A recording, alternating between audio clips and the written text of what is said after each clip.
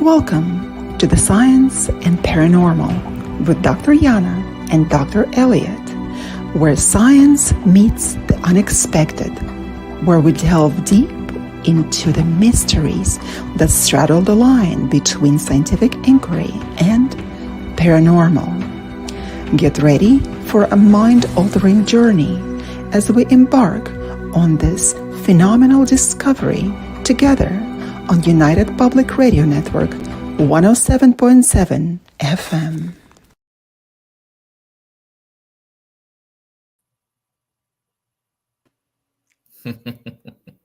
Hello, everybody. It's been some time since we've seen you live. This is Dr. Yana and Dr. Elliott back with you again on United Public Radio Network 107.7 FM from beautiful New Orleans. Well, don't forget, Dr. Yana, I did see them last week. It was yeah, that's right. It was me that was missing in action. That's right. You abandoned me. Yeah. That was absolutely intentional. No, it was a great show last week with Stevie from Truth or Demons. We had some good conversations. And now tonight, and we're continuing this conversation today on Science and Paranormal. Yeah, tonight we're back. We're going to talk about how entities affect our everyday life, or how they can affect our everyday life. That's right. Well, by exploring the realm of spiritual entities, that opens a gateway to an enigmatic world where the tangible meets the ethereal. We can be discussing ancient folklore, modern beliefs, or personal encounters.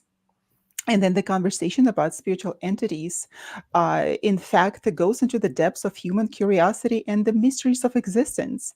And we have been so interested in trying to resolve and understand those mysteries of existence on our podcast, that we have spoken about the malevolent spirits, the discussions on UFOs and humanoids, right?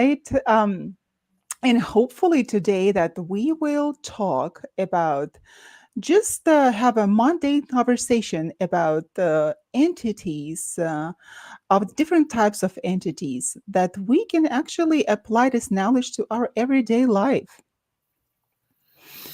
Yes, and this belief goes back to our first recorded ancient civilizations back in Mesopotamia. They used to believe about spirits haunting deserted places and bringing harm to humans. Egyptians also believed that spirits could interfere with the affairs of the living. They'd often do some rituals to try and appease those spirits.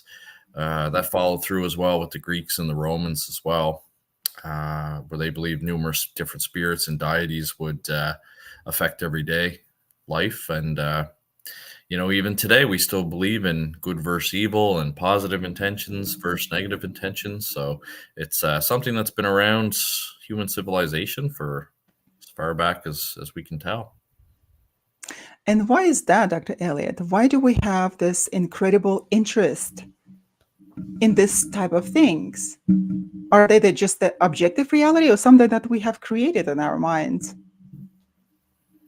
Could be both, really. I mean, certainly it's a fascinating topic. I always teach in my courses, especially the ancient demonology course, just about how when things didn't go well back then, we tend to blame the supernatural. Crop failed. It was, somebody put a curse on your land, and same during the witch hunt days. If you didn't like your neighbor or you wanted their land, you just point a finger at them and say that they were involved in witchcraft, and next thing you know, they're on trial and property's being seized. Whereas today, I don't know. I hear most people blame the government for things today rather than supernatural entities. It is kind of interesting how we have kind of changed our mindset a little bit, for sure. But it's been something that's been ingrained in us for centuries. Well, you know what? It could be absolutely two related concepts, the government and the negative entities that are affecting our lives. It's so uh, in And both our not only our personal lives, right? The lives around us, our own countries and countries in the world. yes, yeah. It's no, it's pretty sad state out there right now. So, um, you know, usually when things are like that as well, sometimes people like to delve into the supernatural and uh, read about things or watch shows that kind of take your mind off of our modern day problems, I guess, or first world problems. That's for sure. That's for sure, Dr. Elliott. I haven't heard that Canadian word Dr. in a Elliott. while. Oh, yeah, I haven't heard that in a while, for sure. for sure. Yeah. I mean, still today, though, I do hear from people when we do investigations. There are still some contemporary beliefs that entities or spirits affect our lives. I know for a fact that when we investigated the haunted house in Exeter, Rhode Island, that whatever entity was in that house would drain you of your energy. You'd feel exhausted at the home, and the homeowner and the kids would feel exhausted. But as soon as you got it out of the subdivision, and went for a drive or went out to go grab something to eat for a break, you felt a lot more energy and kind of like re-energized from being away from there. So um, a lot of people in modern hauntings have reported, psychological effects from living with an entity. Oh, absolutely. Absolutely. There could be, if we just take the broader concept of the entities, there could be entities falling into two categories, main categories, those that we have created ourselves, and those that are the objective reality that are affecting us in different ways. And those that we have created, I find this category fascinating because if we understand this, if we understand that those entities are so easy to create and they uh, get all of that energy from us and they run with it, becoming an objective reality. This is the most um, has been the most bizarre understanding that I have had.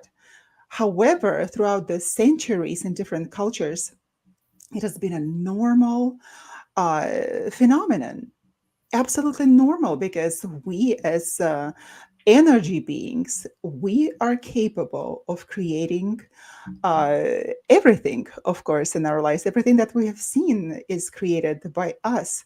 Nevertheless, also the spiritual entities can be also created by us. And you have heard about the thought forms.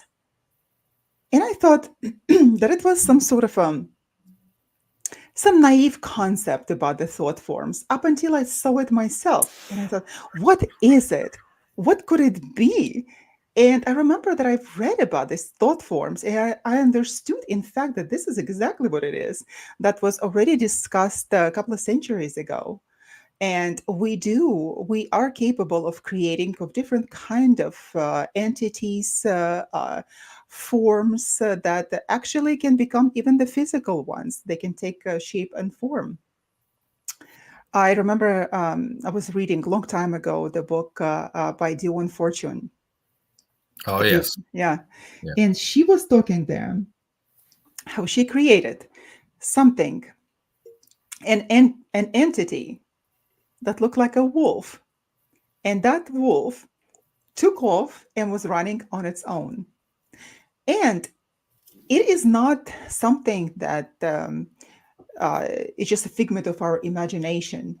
That figment of our imagination can take a physical form and can run in somewhere in parallel world, parallel realities, and can be produced by our anger, by different kinds of moods that we have, the negative moods and negative energy. And because I've been thinking that, for example, this if we were to discuss mythology of Greece, the classical Greece, right? We would see all sorts of different entities, right? And how did they come to life? Did they really exist, or we just made them all up?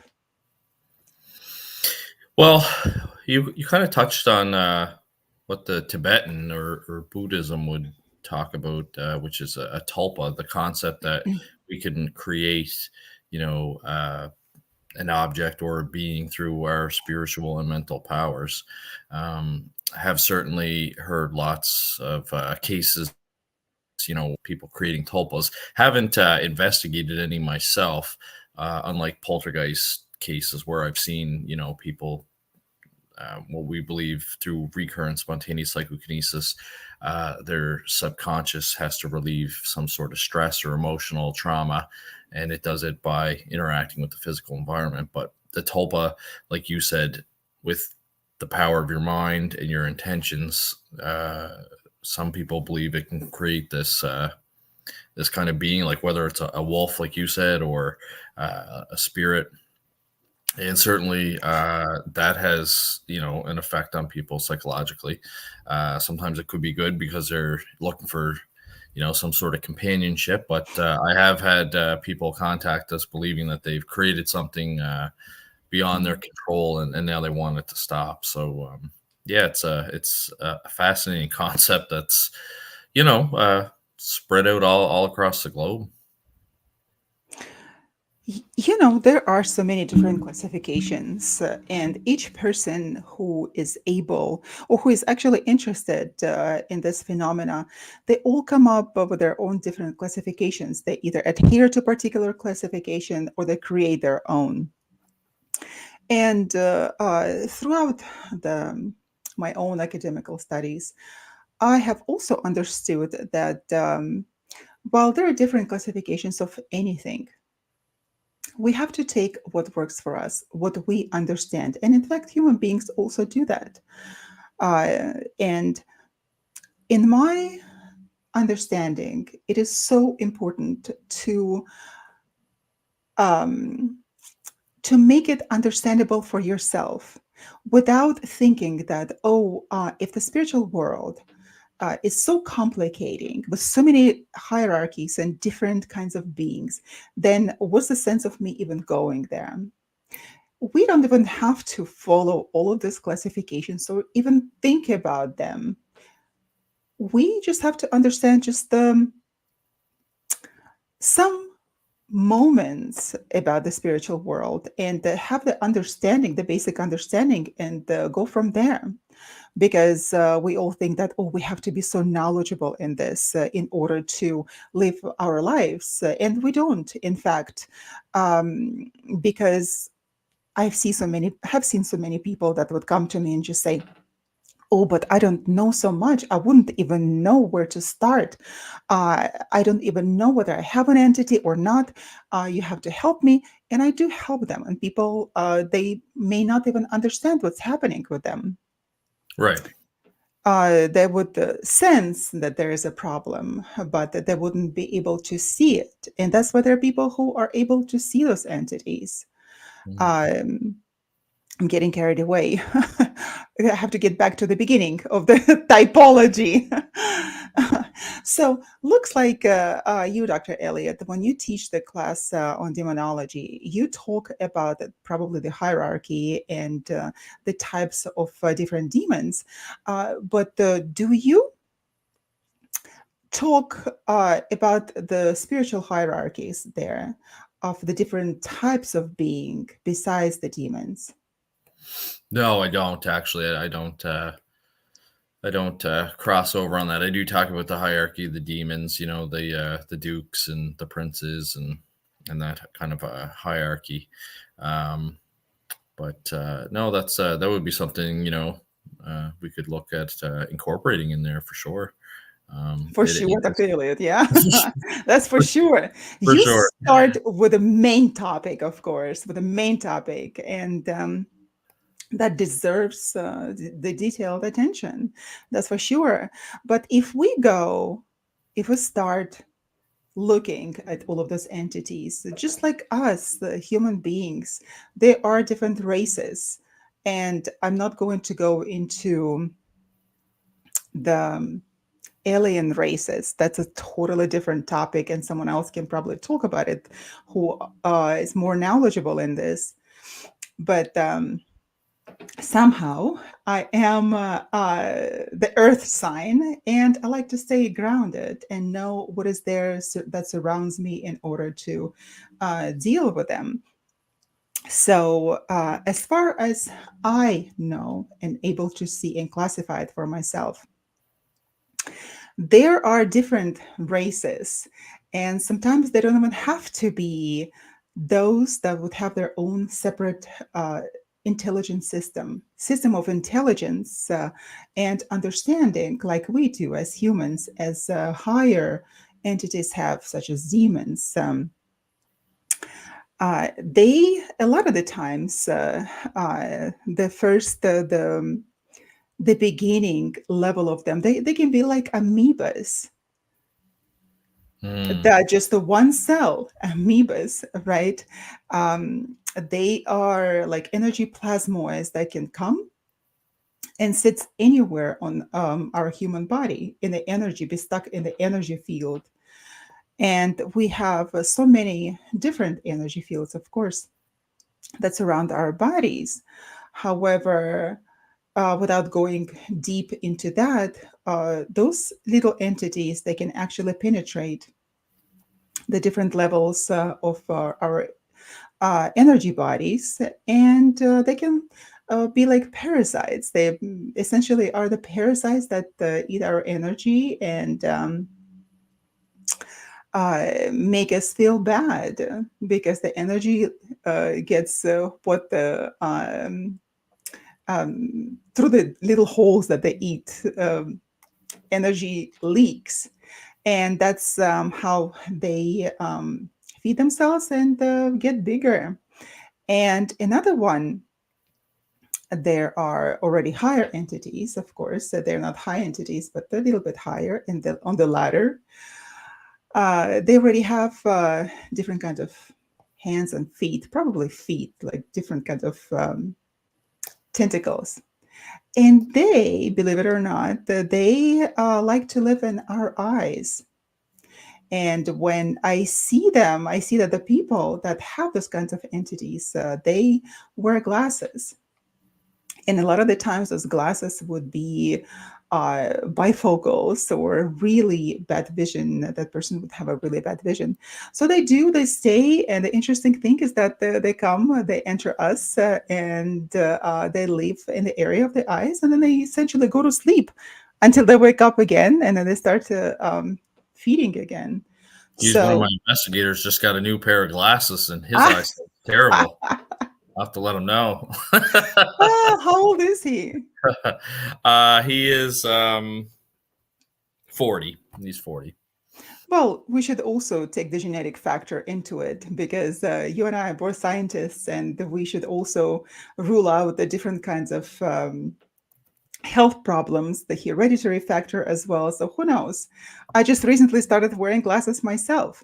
And on the regular basis, I check whether I have anything going on. And so that could be just hereditary. So who knows? So different kinds of problems. Yeah, he also has diabetes, so which can Yeah, affect your eyesight. So that's yeah, exactly. yeah, no, for sure, for sure. Medical condition for sure, Dr. Elliott. Medical conditions, Oh my they god, can affect you our got me sight. saying the Canadian sayings again now. Me, I You, learned that from you. I know. No, it is interesting though, especially on the topic of demons, because in the oppression stage, they manifest a lot of characteristics that start to wear the occupant down. They'll be able to shake your bed at night, keep you awake, make loud, annoying banging sounds, or you'll hear your name being called, and they start to kind of wear you down psychologically. But I also think that, and some people agree that they can feel like almost like their spirit guide, or their kind of like their angel, their guardian angel with them.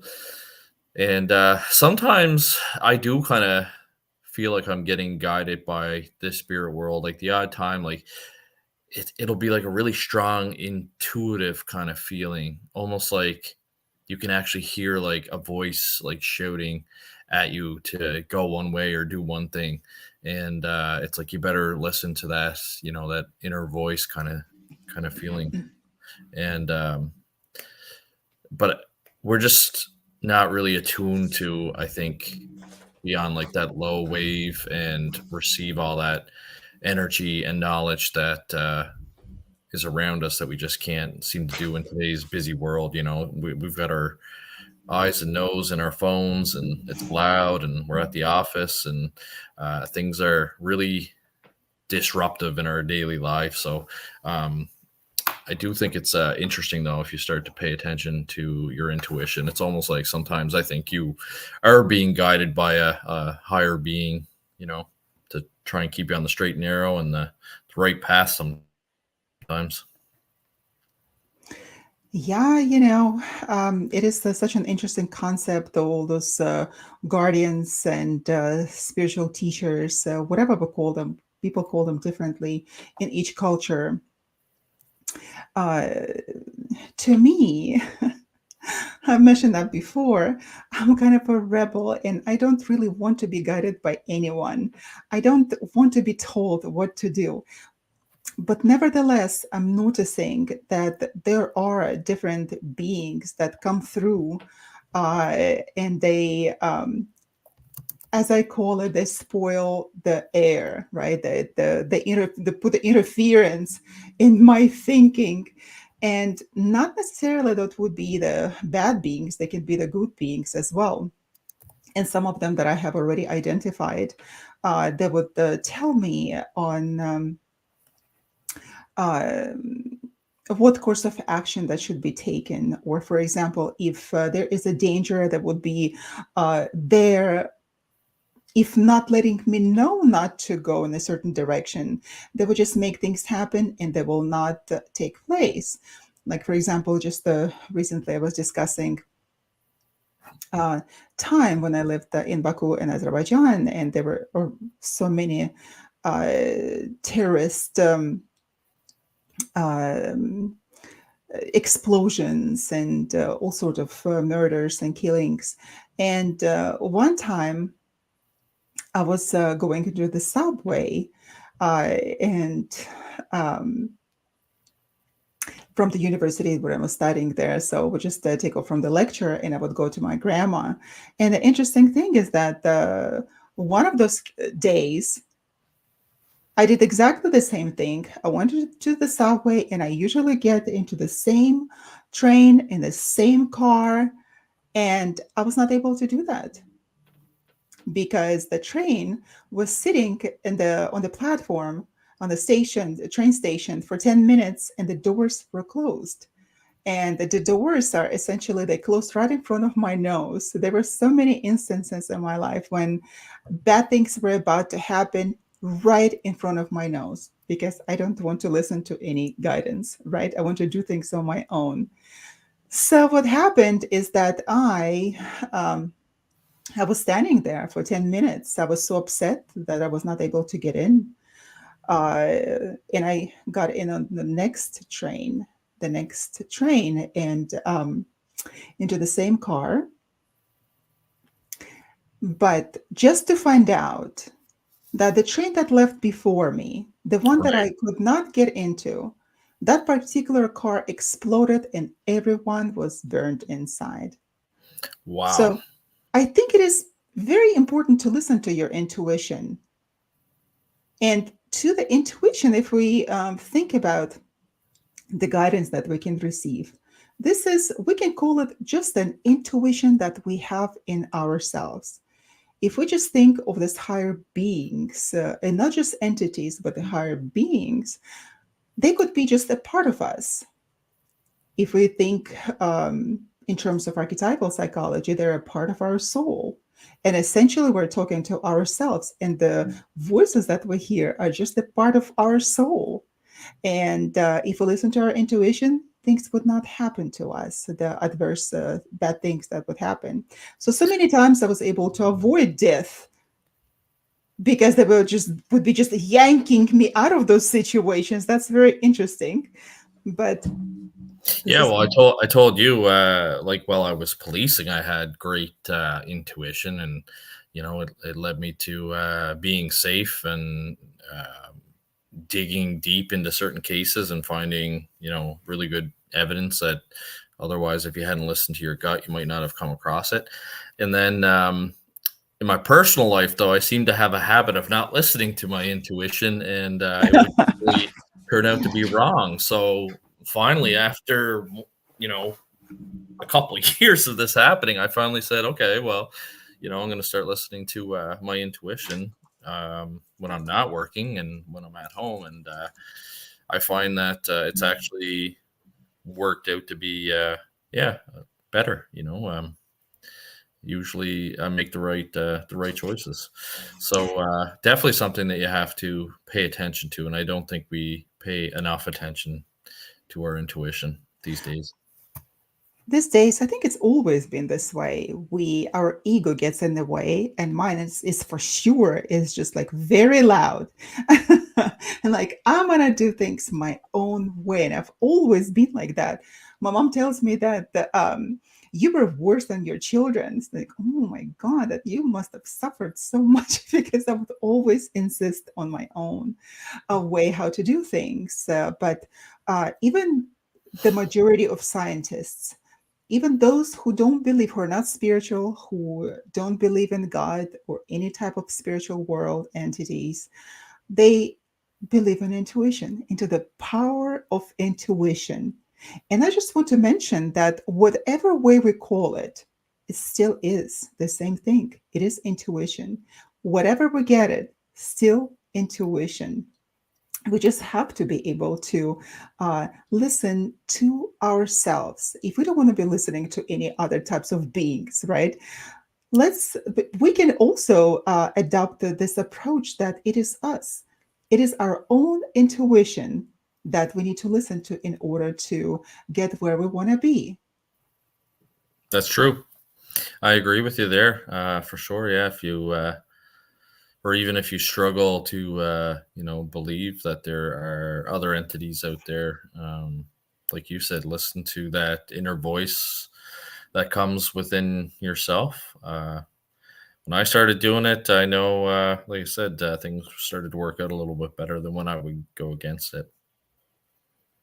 But then we have to take the chance, right? We have to give ourselves a chance. Then, okay, I'm going to listen to it. I'm going to see what's going to happen. And you Hmm. did. When did you start listening to your intuition?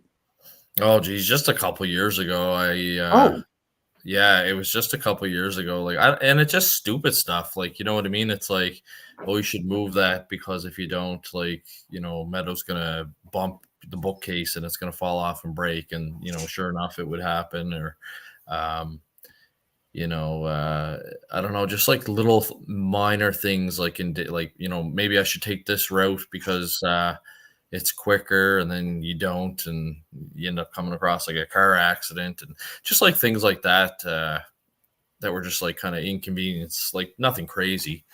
But then when I started listening to my gut, like whether or not I should do something or not do something, I started doing it, and yeah, it works it a lot better. And I always did with policing. We called it our spider senses. But whenever your spidey senses went off, you would pay attention to it. And by in police, spider.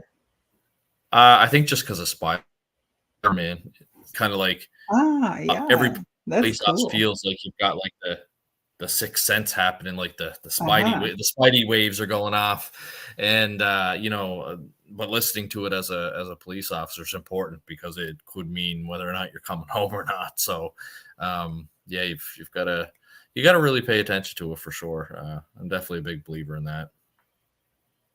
Yeah. I also wanted to mention that of course this is our own intuition. And and to tell you the truth, I'm gonna be honest here. I hate those times sometimes when my intuition talks to me. I hate those times because a lot of the times, yeah, it's something nice and good insight into something, something that the answer that you've been looking for. But then it's like, oh my God, like I have not been sick in quite a long time, and tomorrow I'm going to get sick. And I hate that. It's not because the power of your subconscious, because you kind of persuade yourself that you're going to get sick. But all of a sudden, for Pete's sake, you get sick, and I get sick. Like tomorrow, I'm going to be sick. Or um, doing dishes, for example, thinking like, oh, this dish is going to fall tomorrow, it's going to break, I'm going to be one less dish. It's like on the mundane level. Sure enough, it falls tomorrow and it breaks, and you're one dish less in the kitchen.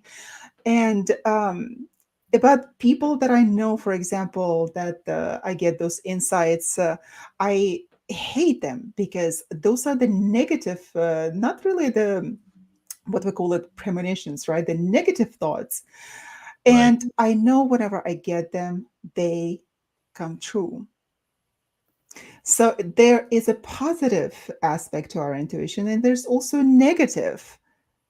But nevertheless, we should be listening to the negative side as well, because if we, as academicians, for example, if we just think that, oh, we need to be listening to our intuition, there are a lot of different types of psychological problems that make people overthink things. And if they listen to that voice, if I call it the voice of our intuition, they're going to go crazy. It's very, very important to distinguish where the voice of intuition or the other types of voices. And those Yeah, voices can be like and demonic voices.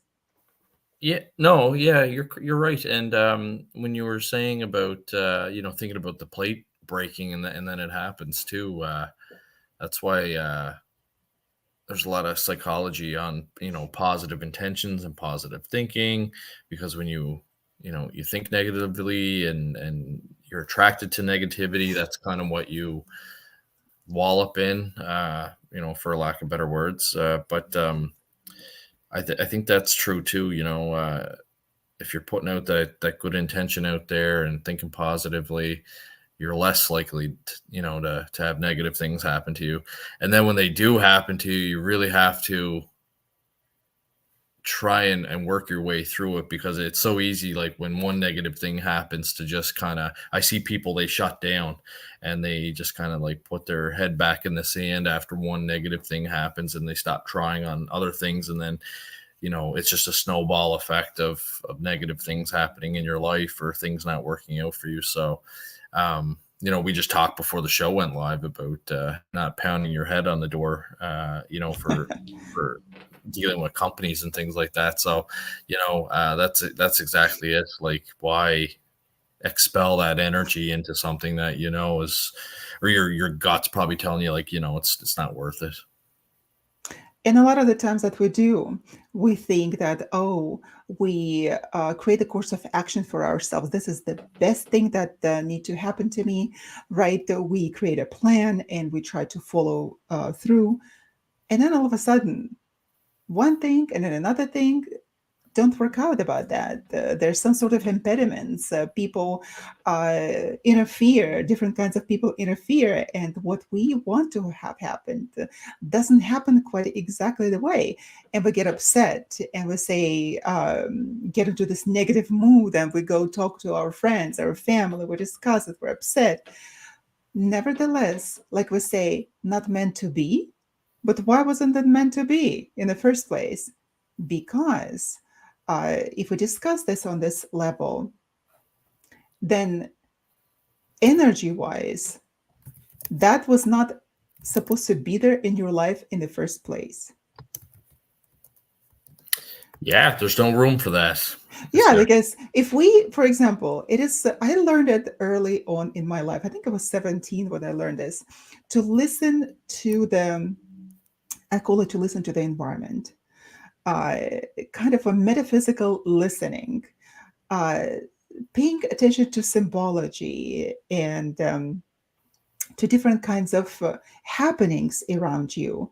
actually taking time to understand what they call, okay, like live in a presence.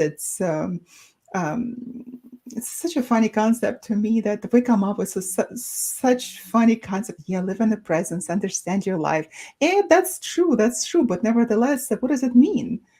Meaning that we must be able to listen to our own intuition as well as to symbols that are occurring around us. For example, I was one time going to a job interview, and I was professionally dressed. I was ready for my third interview, and that was so good. Right. And then all of a sudden, I see that, okay, there is a detour. Oh shucks, that's the main road, and I have to take a detour. And I take a detour, and there's another construction going on. Oh, and I was already listening to it, and I said that, okay, something is happening. Either people are not going to be there, or it's going to be canceled, or I will not get a job, right?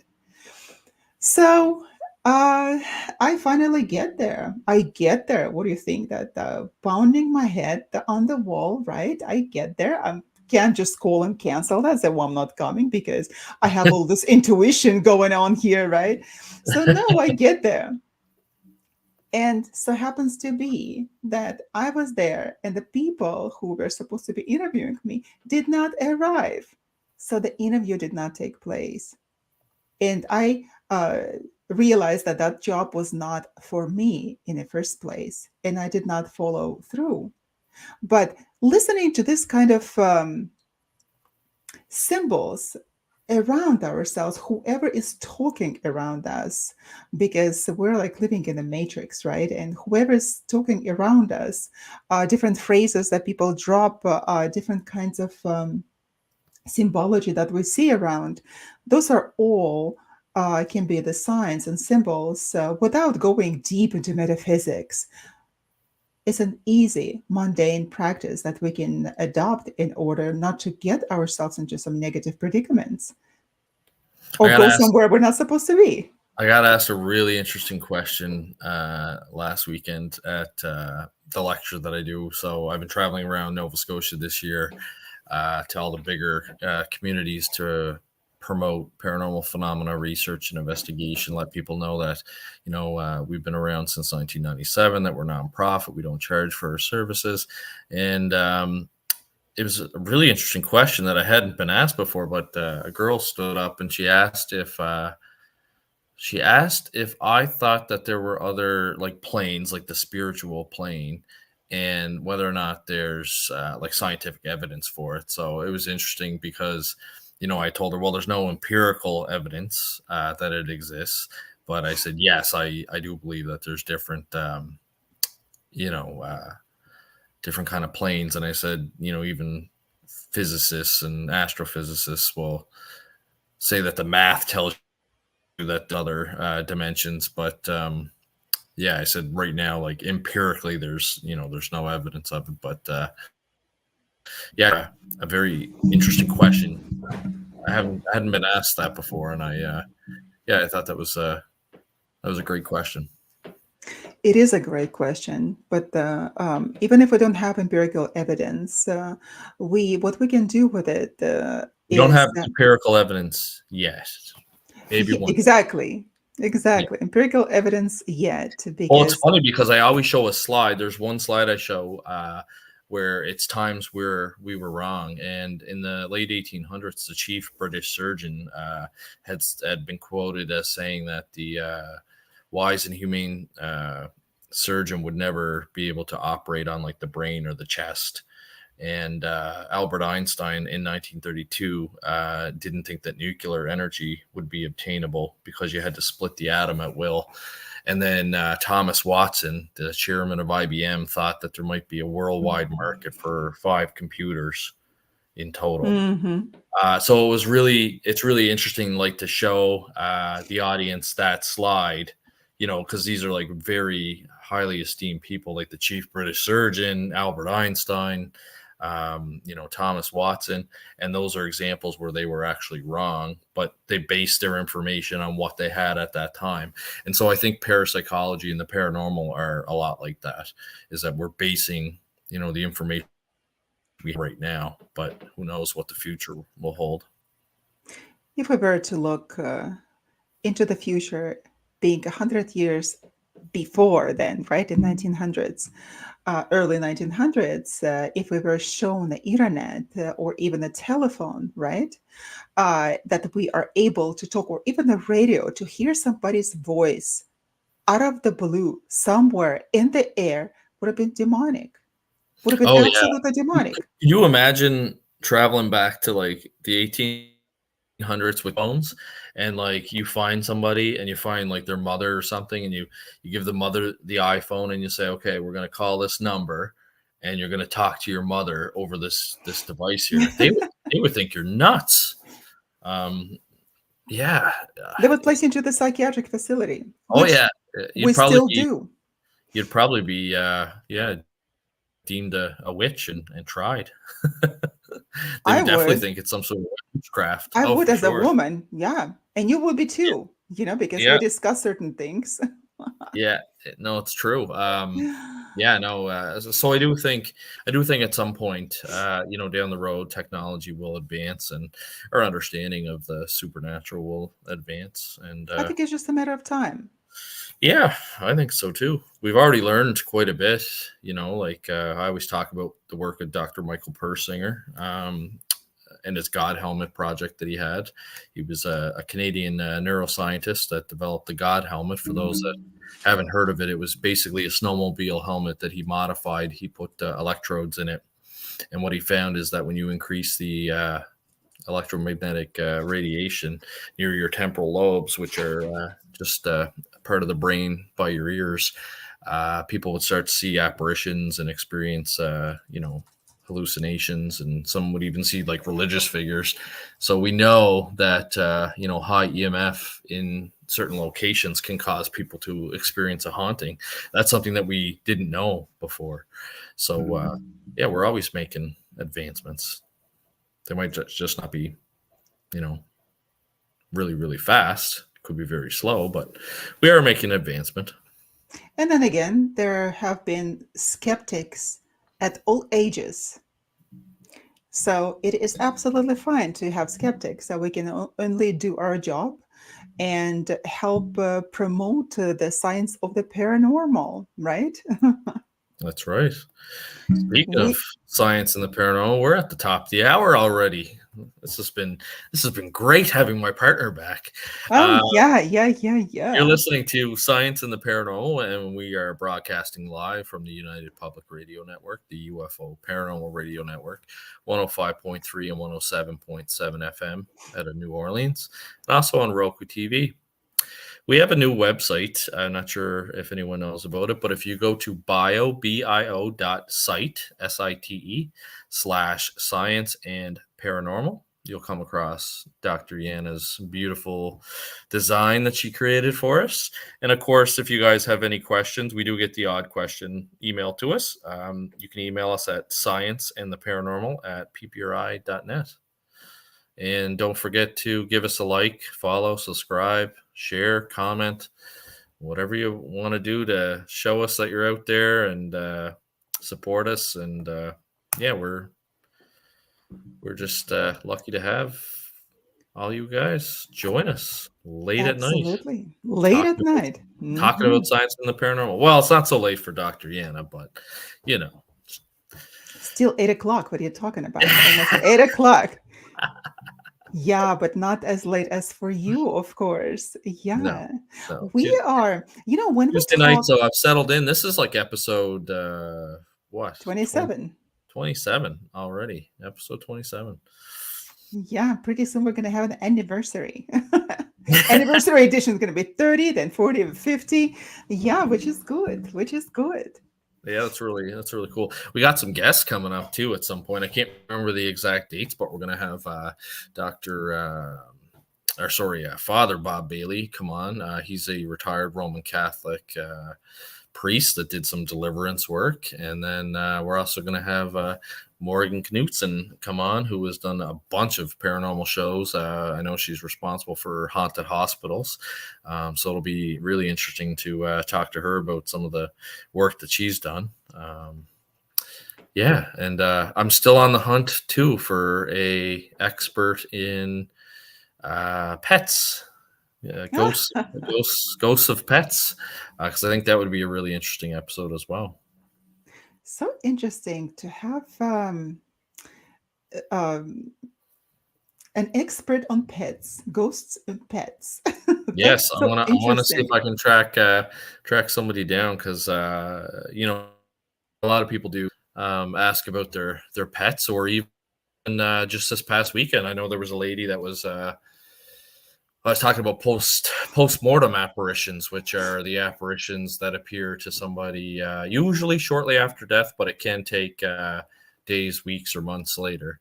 And I always ask the room like who has experienced like a post mortem death, and a lady had said that her dog, actually, her black dog, had come back shortly after it had died for just a quick visit with her, and then kind of just disappeared, and that was it. Only ever appeared to her once. That is very interesting. I Let's ponder one question now, Dr. Elliott. Assume that what we know about reincarnation, that we travel from one life to another. Sometimes we take time in between.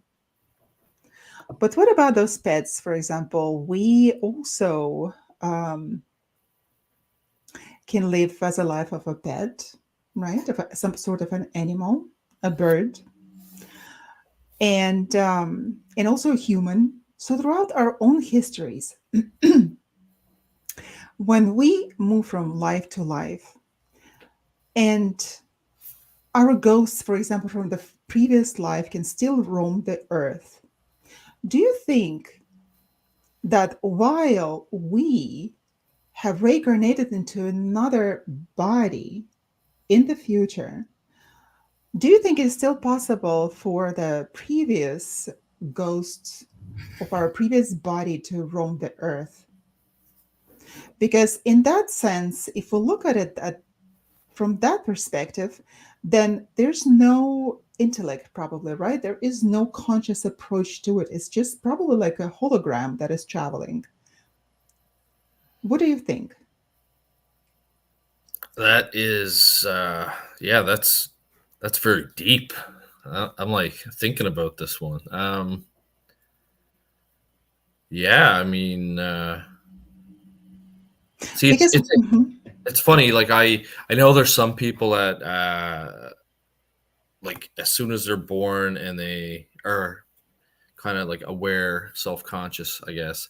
Um, between that age of like 4 and 7, like and they have no doubt that they were reincarnated, and they actually have information of like who their previous life was. Like they might know how they died, or they might know what city they were from. I've even read cases from the University of Virginia's perceptual studies where they've taken the child to the home that they said they used to live at, and they find out that there is a lot of similarities, and the kid has knowledge of the person that had passed away. So it makes you wonder. It's like, how come some people come back and they have that kind of memory, and then if all of us are reincarnated, or have chosen to come back and are reincarnated, how come we don't have like any memories, and we just can't access them? I don't know. It's a very fascinating topic for sure. I just find it really, really interesting though that there are some people that have like that knowledge from their previous life. Now, it is my understanding that after age 7, they kind of start to forget about it. So I guess it would have to be investigated by somebody and well documented. Um, but I don't know. Like, what's your thoughts? I mean, I think it's possible. because if we look at the history that I've been pondering this question for some time now, if we look at those historical ghosts, right, of Anne Boleyn, for example, right, Henry the Eighth's wife, they can roam, and there's so many ghosts in the Tower of London, and they are still there. But nevertheless, no one can talk to them, meaning that in can interact in any way possible with them. So this is my understanding that if we take for example, ghosts from the Tower of London, or any kind of a ghost from the past. There is really no interaction with them. It's unless there are other types of entities that can impersonate them, for example, right? Take their image, and they can remain still an image of the body that we had before. And that is going to be just it, like as a hologram of Mm. us at that time.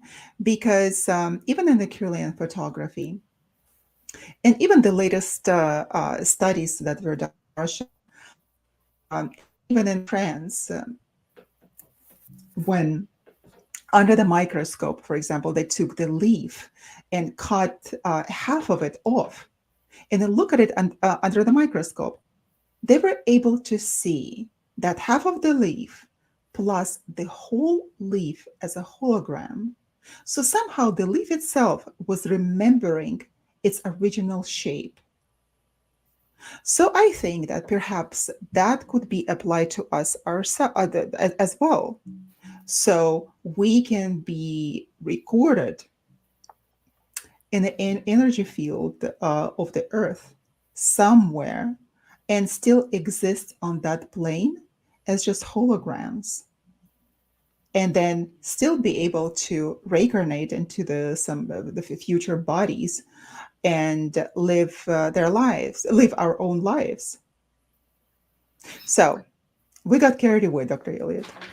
We did, and I noticed one of my investigators is listening to our show tonight. There, Peter McMasters, and he had a good point. He said, "What if you have residual energy that was absorbed by your being? Can you be reincarnated but still leave your footprint?" I mean, that's very interesting because when we talk about ghosts, we talk about the environmental residue theory, or the stone tape theory, as it's called. Where we believe that certain events, usually traumatic events, can leave some sort of energy footprint in the environment. So, I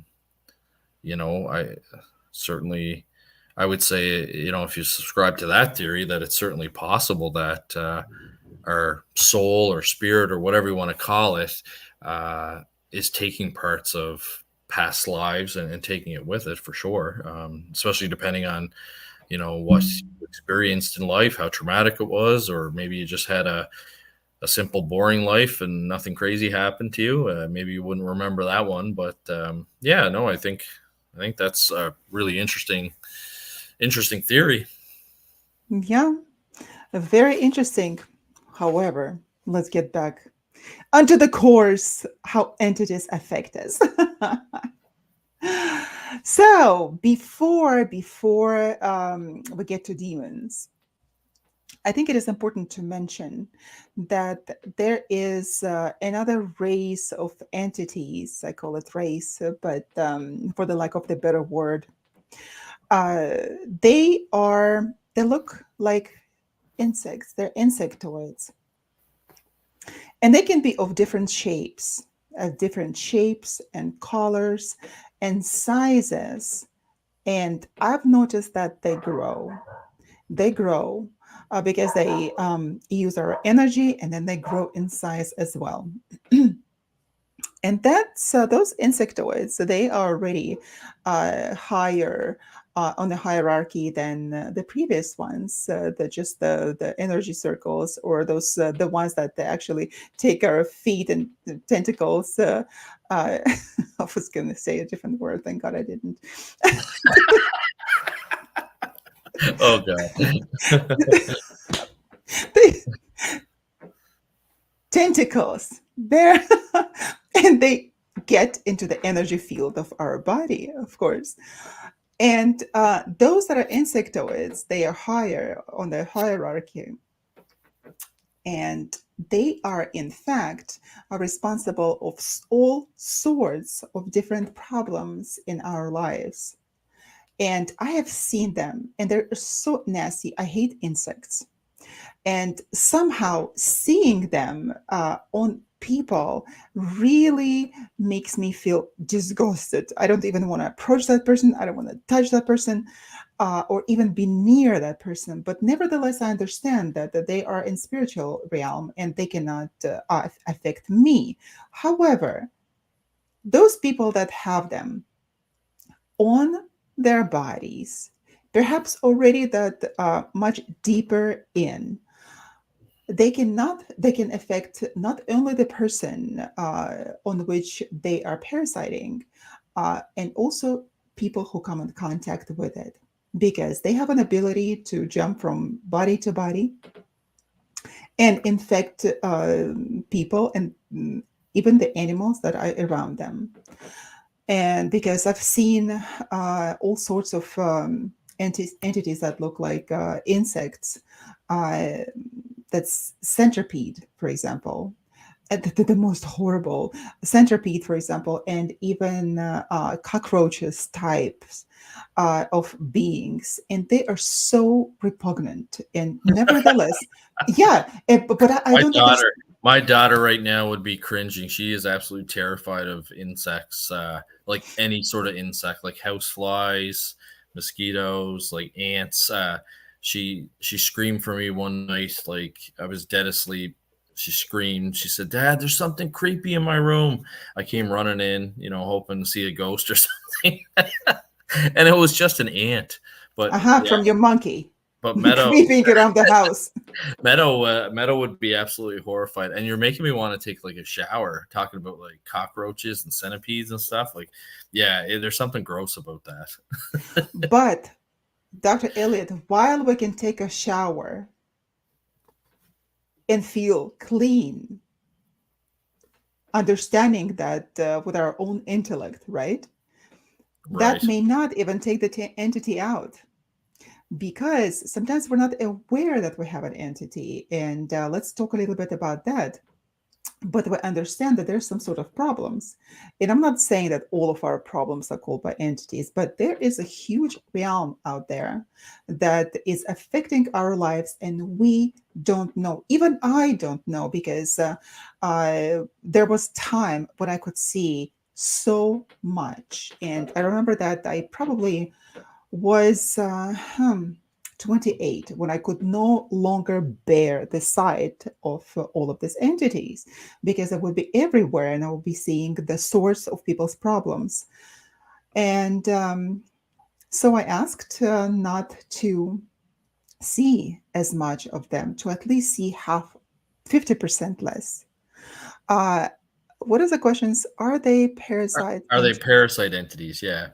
Oh, yeah. They can, I think that all of the entities are parasite. If they live off your energy, then they are parasite. Yeah. Yeah. Yeah, I agree with So, that. and um, what was I saying? It's evening for me too, Dr. Elliott. Oh, it's only early evening. Yeah, so yeah, I started seeing less, 50% less. The next morning I woke up, thank God I was seeing less, and only when I needed to, because that's what I asked. I said, that's it, that's enough. I want to see live my normal life. So now I don't see them that often unless I ask. So I ask myself, I inquire into the life and the destiny of the person who comes to me. And then I get the answer I'm able to see. But I wouldn't, it's impossible to live like that. You go outside and you see all of that. So uh, that's a very interesting topic that we must be able to understand that there is a source of our problems sometimes, that we sometimes we're not able to pinpoint. Okay, like you said, sometimes all of the problems are just get on us as a shower, right? Thunderstorm, and they're just pouring on us. We have a saying, if the trouble came, open the gates, because after one will be the second and third and the 50th. So um, I remember, for example, one of my clients, she came to me saying that she feels as if she is drowning. So when I looked at the source of her problem, I realized as unpleasant as I felt at the time, she had an entity, uh, actually, of the soul of the child that was drowned. And that child, that soul of the child, was parasiting on her, just sitting there and eating her energy. And that was so interesting because when I mentioned it to her, she said that she was just at the party. And there was a friend of hers that kind of sat with her and started telling her this crazy story Right. of the child that got drowned, and somehow she had that sitting on her. And when I inquired about that friend of hers, she said that that woman, she does the black magic. And interestingly enough, all of those entities, if they come to you, for example, not to you, the people who are dabbling in the dark arts, they can easily pass it on you. They can take it as an object and pass it onto other beings, onto other people. So by sitting right next to her, she was able to pass it along onto her friend, who in fact felt as if she was drowning. So this is one of the examples when we don't know what is happening to us, but we can feel it. Um, Another one was my daughter when she was 4 years old. I remember, and as people, we have busy lives, we have families, we have jobs. We just have to have so many balls in the air. That is true. So sometimes we don't even stop to think. We don't even have time to stop and think. Sometimes we have time just to fall face flat on our pillow and just sleep, right? That's what we have. Sometimes that's a luxury. So I noticed at the time when she was 4 years old, I noticed that all of a sudden, from the very nice child, happy child, she turned into whiny, complaining all the time, and clingy. She would just be holding on my leg all the time, and I could not understand why is this happening up until became so annoying that I decided, okay, like I need to see what is going on. So for a couple of weeks, I didn't look into that. And when I did, I saw an entity that was actually attached to her. And that entity, funny enough, was of the yellow color, look of the very small person, even shorter than her at 4 years of age. It was half of her size, and also clinging to her and crying and whining and whining, had a scar across its face. That was a male entity. And of course, I shooed it away, and my child turned into a normal, happy child as before. So it can be, if I can get this point across to everybody, sometimes we look at some medical problems, right? That some psychological problems, we try to solve it in a way that we understand in our Western culture.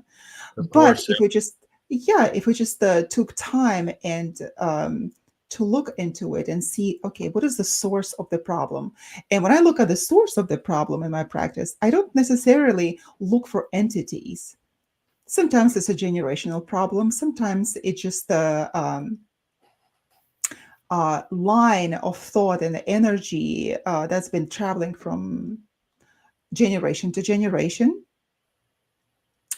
Diane says, I was advised to never go out with open chakra system or you can be affected by entities.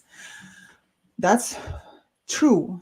That's true, Diane. Um, but how I do was we gonna say. close them? I was gonna say How do, that sounds like something Doctor Yana would agree with. yeah, but how do we close ourselves? In the morning, we get up, we go out of out of our door, and we communicate with everybody, and not always that within that, okay, I need to close my chakras now, right? My energy centers. We don't think of that, right? But whenever there are problems in our lives, and we're low in energy, and that could affect the different energy systems of our lives, of our bodies, different energy systems. We can be doing perfectly fine in one energy center and be completely low on a different one. So the vibrational level of that chakra, of that energy center, would be much less, and that would be attracting uh, entities of the lower spiritual realm. So it is absolutely important to keep ourselves protected, but not everybody knows how to protect themselves. And even Diane, you said that the ground and bubble, even that may not work sometimes, because there are entities with their own intellectual understanding that are in fact so strong they couldn't care less of our bubbles. They couldn't care less whether we do any spiritual exercises. They couldn't care less, because I think that I told you, Dr. Elliott, before, I was in the church and I saw in the open daylight, a demon walking in through and just standing there right in front of the altar, and it sat down and started dangling its feet. And I looked around and I looked at the priest, and nobody could see him. And I could see it, and I was so surprised that that entity did not was not even afraid of the church You, setting. you did tell me that, yeah. Yeah, but the thing is, if we look at that, and I asked the priest after that, he said, yes, they're not afraid. They come in to see what is going on. So sometimes we are not able to protect ourselves this way by external um, protective artifacts, right? Or even prayers at times. But the prayers are, in fact, get us on a different vibrational level.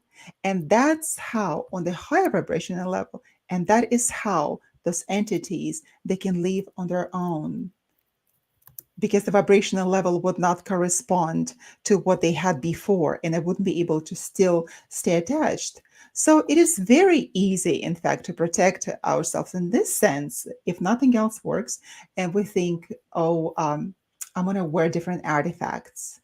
I'm going to wear amulets and they're going to protect me. Nothing of the kind. It's what you put, what meaning you put into those amulets, that's when they're going to protect you. And bubble does work, and especially if you know how to close it, how to open it up, because we cannot be walking around with closed energy centers. We're going to suffocate. We have to be able to be open and go into nature and rejuvenate ourselves. So Hmm. mm, Very Diane interesting. says that that's common. What is this high mass? The staff at church watched for demonic people. Yeah, um, demonic people. This is, I could never. There is a phenomena here in the West. I was shaken by that when I saw it here in the United States, and where there was some Canadian also priests, those of the mega churches that have such huge congregations. They have gold falling on them from the sky, right from the ceiling of those big auditoriums. And if you look at their faces, they look demon faces. It is so scary. Wow. So a lot of the times, people who are very negative and demonic, in fact, they hide in churches under the mask of benevolence. So not necessarily when we go to church, there's going to be so many wonderful people there. There are a lot of people who are actually anti-human. Hmm. That's Yeah. yeah, that's something we don't really think about a whole lot, eh? No, we don't think about it. And I don't know whether we should or maybe we shouldn't. I think the most important thing is to live life filled with love, being grateful, thankful for everything, and seeing beauty anywhere that we go. And in fact, another thing that I would suggest to help people, regardless whether they pay you back with a kindness or not. I think it is absolutely to continue to help people. I have helped so many people in my life. Not uh, there are people who are grateful, but most of the time I don't even look for them to even thank you. I feel uncomfortable when people say thank you to me, right? Even those who pay with evil to the good deeds that I do to them. Nevertheless, I understand that if the good is not going to come back to me personally, it will come back to my children. So that is absolutely okay. You know, that is the best way out of it, of all entities, of all dark possessions, is to pray and to meditate, to keep yourself on a higher vibration, and just to be a good human being, filled with love, gratitude, and benevolence. And of course, we must be able to protect ourselves from bad people. We shouldn't be those naive with rosy tinted glasses, right? Just to go out in the world, just start helping people, right? To help raise our vibration. But we must be good people. We must be good people. I agree. I like that. Yeah, yeah. So Diane says, I find priests ask me for help or advice. The priest was asking you for advice. That's you know that one time the priest to whom I actually said that I see all these beings, bad and good, he told me that, you know what, you have a gift, but that gift could also be considered a curse because Hmm, of so much negativity that you see. Unlike people who are not, the majority of people who are not able to see, that could be a curse as well. So I consider that a gift. interesting. Yeah. Yeah, some people even look at their psychic abilities as almost a curse sometimes, or they get afraid of it and they want it to stop. So, And it is important to have the support system around you, or not to be afraid what is happening to you, what you can see, because it's also important to be with people of your own kind, people with the same interests, with the same abilities. We have to find our gang, people. Dr. Elliott is my gang. I'm his gang. So we have to find our gang because otherwise we're going to be like white crows, as rara avis in Latin, right? That out of the whole flock, we will be just one white crow that will stand out. Nevertheless, it's not always bad to be this white crow if you have confidence in yourself and able to have a peace with your gift. So now, do we have more questions, Dr. Elliott? no, Let's but see. I know one of your favorite psychologists there, Young. He believed in the shadow archetype. He would often talk about that part of us, the dark, unknown side of us, appearing to us in dreams as either an entity or a view into one's inner, darker world. What can you tell us about the shadow archetype? Yeah, there is a lot of talk going on right now about the shadow archetype. And not necessarily just the, the shadow archetype is going to be projected in our dreams. It is also, there is such a thing as anima and animus. I'm so fascinated by this too. concept because that is something that we can work with on an everyday basis. And for women, animus, we have this understanding of that, this concept of the animus, the image of a man that we hold very dear as the idealistic image of a man. And that has been comprised of so many images that we have seen of men in our lives, speaking from the perspective of a woman. And then men have the same. They have this idealistic notion of a woman comprised of all women that have touched his life. So they do sometimes can come in our dreams as impersonations of different entities and represent that male side in us or a female side in us. Yeah, Interesting. Diane, it's he is awesome. Yeah, for self development. Somehow, unfortunately, he's became the hero of the New Age movement.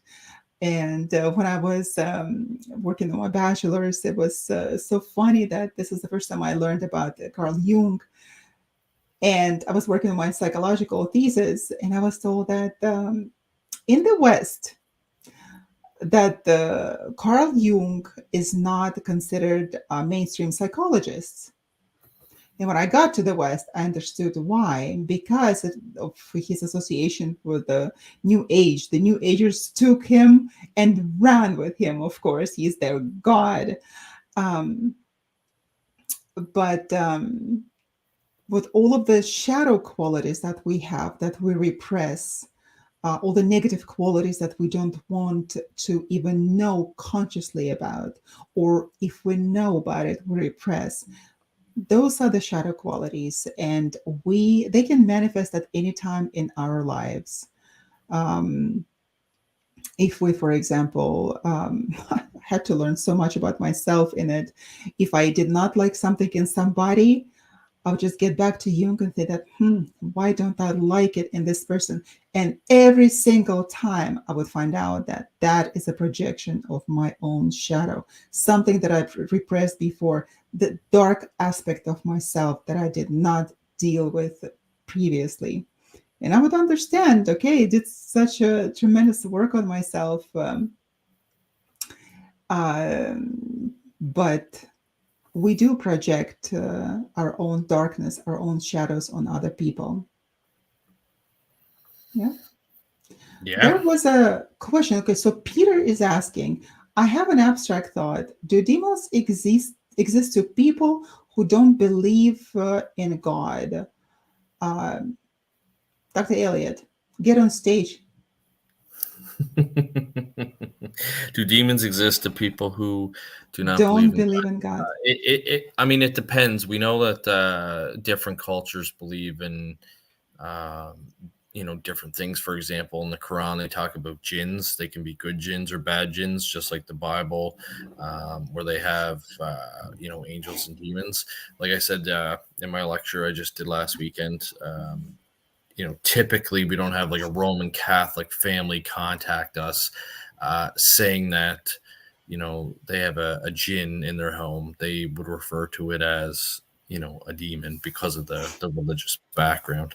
But there are also, tribes over in Africa that believe just in evil spirits. They would call it something else. So I do think that demons would exist to people that don't necessarily believe in God, but they may call them something else.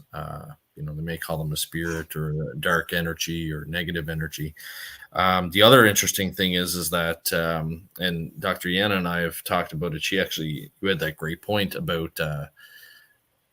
It seems like they've done lots of studies where believers in the paranormal tend to experience the paranormal more. But like you said, as a skeptic, um, they're going to witness something and they're most likely not going to believe it. Like they're going to be very skeptical about it because that's their nature. Whereas like a believer will see something and say, yeah, I saw a ghost or I saw a UFO sighting. Whereas that skeptic, it's going against almost like their belief system. So it's very hard for them to like come out of that shell. And I've actually had some law enforcement officers that have given me some of the stories in my books that I had written that would start out the conversation by saying, I can't explain this. I don't think it's a ghost. I don't know what it is, but like, this is what I experienced. And then they'll tell you what they perceived. And to me, that's like a ghost sighting. But they just can't even come to bring themselves to say that they saw a ghost. They just say, saw something strange. And the example I'm thinking of was in my book, it's actually um, he's named in the book, so I can say his name, but it's Sarah's cousin, retired RCMP officer, and him and his girlfriend had witnessed. He was driving her home very late in the morning. It was like 2, 3 o'clock in the morning, and they witnessed two twins standing at the end of somebody's driveway, wearing like old fashioned dress at like 2, 3 o'clock in the morning, out by themselves, and they almost the way he describes it, it sounds like those two twins on the movie there with Jack Nicholson, where he goes crazy at the resort. There's always the Shining. Shining, that's it. Yeah, Oh yeah. it remind like when he describes it, it sounds like the girls from The Shining. Ooh. And so anyway, when he told the story, he's like, like not sure if they were ghosts, but he's like, I'm telling you, buddy doesn't have kids, he doesn't have grandkids. Um, what were they doing out at 2 or 3 o'clock in the morning? Why were they wearing old fashioned, uh, you know, dresses? And I mean, you and I hear that and we're like, yeah, it sounds like you witnessed an apparition, but it was funny. He just couldn't come to bring himself to say that. So, Absolutely, I agree with that. Also to mind comes the analogy of viruses, for example. We don't see viruses, and nevertheless, they affect us in a very bad way, right? And then we get sick, and then we become believers, okay, that the virus does exist, right? And that's the true. same That's like true. with demons, I think, but we may call them different ways. um, People who don't believe in God, I don't believe that demons exist in relation to God. I know that all religions talk about it as having heaven and hell as that division, but not all of them are in fact this divisive, I would say. Not this clear cut line between the worlds. So, demons, if we look at them, what is a demon? The demon used to be daimon. It's a Greek word for the entity, meaning that it could be a good, it could be an angel that was further described as a good entity, right? It could be just described as fate. Some spiritual beings or your, I call them counselors, what are they, spiritual guides there. Or spiritual guides, the same as a daemon, right? Daimon. So we here started calling negative entities as demons. Nevertheless, the religion that comes after the previous religion, for example, there was the Babylonian religion, there was the Sumerians, Babylonians, right? And there was Judaism and Christianity. All the subsequent religion that came started calling the gods of the previous religion demons. So it depends how we look at that, whether demons are negative entities or just demons that used to be gods in previous religions. Nevertheless, I believe that they don't have an association, not necessarily have an association with God. And I see that Peter put it a God, meaning that there could be multiple gods. Um, so demons as negative entities, they exist as viruses that we don't see a lot of the times. You see, we can see them under the microscope. So evidently, people who can see positive and negative beings, they also have the microscope built into their eyes that they're able to see. Yeah, it's an interesting way to look at it. So Peter says, for Dr. Yana, you speak of a God within the metaphysical world. I'm wondering what suffices as the term God. Well, what suffices as term God is different for everybody. God as a concept, actually, it's kind of difficult to go into that because we can talk very broadly about the concept of God, but not necessarily what it means to us. I would go into Marxism. Marxism understanding of it, yeah, how much is the opium for the masses? So it depends. It depends. This concept of God is different for every human being, That's whether so we true. are spiritual or we're religious. It is different for every single person, even for the scientists, for example. I've spoken to so many of them. Whether they believe in God, we don't call it God, they said, what we call in some higher force. So, Yeah, I've heard people refer to that, like the medium in the Exeter case that I dealt with, just called her higher power, like a higher power instead of a god or a goddess. yeah, they were called goddesses, for example, gods from the not capital letter, uh, s- gods and goddesses, of course. And in my understanding, they used to be humans that were deified. And also the archetypal stories that live forever in mythology as we know it now. Such an interesting conversation we have today and great conversation with everybody. So thank you so much, guys, for joining us and asking this interesting provocative questions, because it's important to find answers to them, and we can ponder those questions here. We don't have the answers to everything, of course. We can speculate, we can hypothesize, we can give you our perspective as we know it. And Almost feel like a paranormal analyst instead of like a sports analyst. yeah, exactly. That's interesting. But there's no game around anywhere. Where's Yeah. the game? Where's the game? Who is playing? Yeah, no, that's true.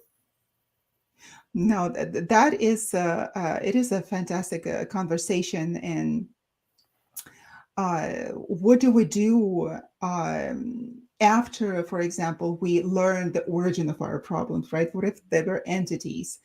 Uh, I've noticed a lot of the time uh, that when people took care of that problem, when they do have those entities leave them, and when we do the cleaning of their house of them or themselves, there is such an incredible transformation of people.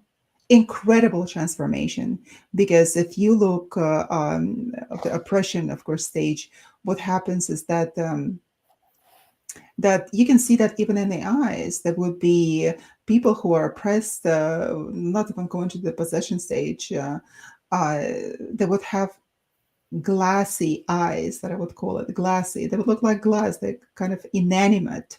Mm. Um, and you can see that there's something going on. And a lot of the times, people's problems in life, they disappear. Um, Everything starts to fall in its place. All the problems that all of a sudden the person had or have had for quite some times, they disappear. So it is a very interesting topic, and I believe that we will learn in the future uh, the confirmation for it, or maybe we all will be able to communicate telepathically and have the microscope built in our eyes for everybody. Yeah, no, that's a good point. Yeah. Well, we have had a great conversation, everyone. Thank you so much for joining us today. It is time to wrap it up. So, we thank you for asking all these crazy questions, all these pertinent questions, and having this incredible conversation tonight. Come and join us next time, next Tuesday on Science and Paranormal.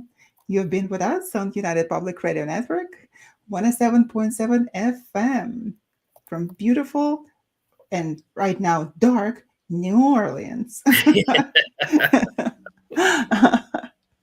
We'll have a great night without any nightmares. I'll try not to have nightmares. I've had it for the past a week or so Yes, no parasite as a side entities effect. somebody tonight. Well, that is as a side effect from anesthesia. Was having all these crazy nightmares. So tonight I'm intending not to have any. Well, I wish you the best of luck, Dr. Yana. Yeah, thank you. Well, good night, everybody. Good night, Dr. Elliott. Good night. We'll see you all next week. Next week.